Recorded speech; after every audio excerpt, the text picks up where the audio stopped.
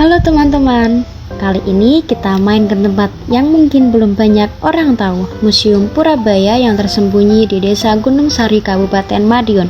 Perjalanan dari pusat kota ke sini cuma butuh waktu sekitar 10-15 menit aja loh.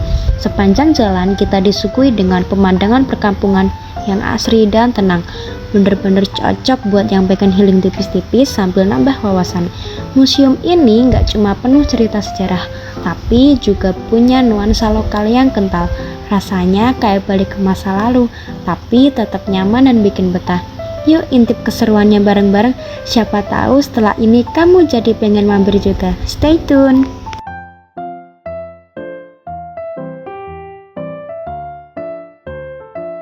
Begitu sampai, kita merasa terkesan oleh suasana di sekitar museum. Bangunan museum memang tidak besar, tetapi bersih dan tertata rapi. Halamannya pun terasa sejuk, dikelilingi oleh tanaman yang rindang. Ternyata, museum ini bukan milik pemerintah, melainkan museum ini dibangun secara mandiri oleh Pak Bernadi, yaitu seorang seniman sekaligus pemerhati sejarah. Saat masuk ke dalam museum, kita bakal langsung ketemu banyak banget benda-benda bersejarah, mulai dari fosil binatang purba, batuan, artefak peninggalan zaman kerajaan, sampai benda-benda dari masa kolonial Belanda. Yang unik lagi dari museum ini adalah konsep pameran tematik. Jadi setiap 6 bulan sekali, isi pamerannya bisa berubah sesuai periode sejarah yang berbeda. Ini bikin pengalaman ke museum jadi nggak ngebosenin sama sekali. Jangan salah, di balik koleksi sejarahnya, museum ini juga punya banyak spot yang instagramable. Jadi, buat kalian yang suka foto-foto estetik dan bikin story edukatif, tempat ini bisa jadi pilihan kalian. Karena interiornya modern, sentuhan tradisionalnya tetap kuat, dan pencahayaannya juga bagus. Jadi, gimana? Pasti kalian tertarik untuk berkunjung di Museum Purabaya.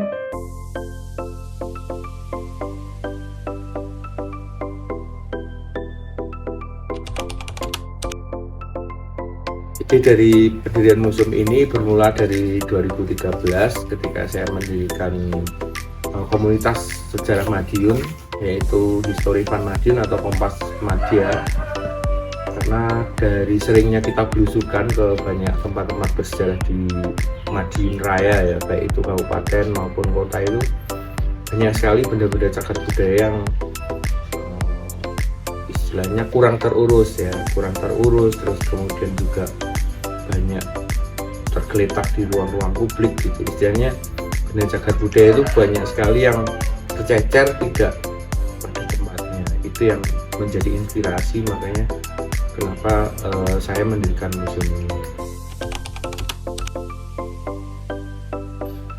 Ya, pemilihan nama Purabaya itu sebagai pengingat kepada generasi muda di wilayah Madiun bahwa wilayah ini dahulunya itu bernama Purabaya ya. Jadi sebelum ditaklukkan Mataram di abad 17, itu wilayah Madiun yang sekarang disebut Madiun itu namanya dulu adalah Purabaya. Jadi untuk mengingatkan kembali kepada generasi muda di Madiun bahwa nama dari wilayah ini dahulunya adalah Purabaya.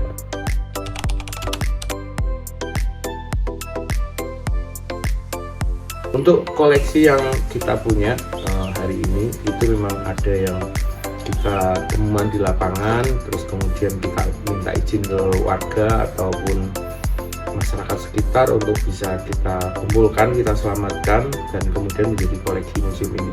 Ada juga yang kemudian kita mendapatkan hibah ya, jadi tiba-tiba masyarakat atau orang itu menitipkan atau mempercayakan barang-barang tersebut atau artefak tersebut untuk dirawat dan dijaga di museum ini.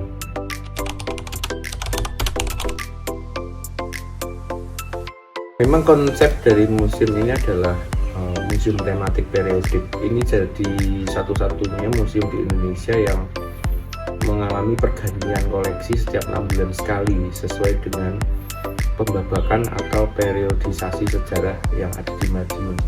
Maksudnya apa? Jadi ibaratnya seperti membaca sebuah buku ya. Konsep dari museum ini kita bagi menjadi 10 periodisasi atau 10 bab yang nantinya itu setiap 6 bulan itu koleksi akan diganti sesuai dengan tema ataupun periodisasi sejarahnya.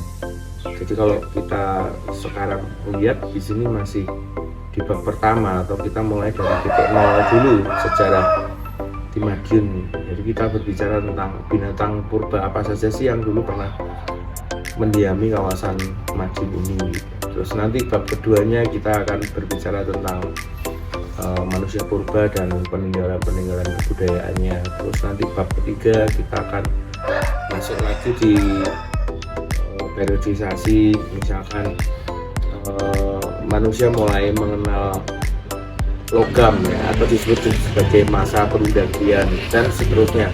Sampai nanti bab 10 itu kita akan bercerita tentang tragedi 1965 dan pengaruhnya untuk perkembangan kemajuan di wilayah kabupaten dan kota Madiun. Ya, rencananya memang seperti itu ya. Jadi ketika nanti museum ini memang dibuka untuk publik, ada tiket masuknya. Kenapa sampai sekarang juga masih belum dibuka untuk publik? Karena sampai dengan hari ini kami masih terkendala untuk proses perizinan museum. Jadi kami sudah mengajukan izin pendirian museum dari sejak 2018, tapi sayangnya sampai sekarang izin tersebut belum terbit dari pemerintah Kabupaten Madiun. Dan tiketnya kita sesuaikan ya, artinya kalau untuk anak-anak ataupun kelas pelajar, mahasiswa itu harganya akan berbeda dengan tiket untuk umum. Kalau tiket umum bisa maksimal sampai 15.000 karena durasinya bisa sampai 2 jam. Jadi bukan hanya bercerita tentang koleksi yang ada di museum ini, tetapi juga bercerita tentang filosofi serta pembagian tata ruang dari arsitektur rumah Jawa. Jadi semuanya menjadi satu paket kunjungan bagi wisatawan yang datang ke museum ini. Demikian.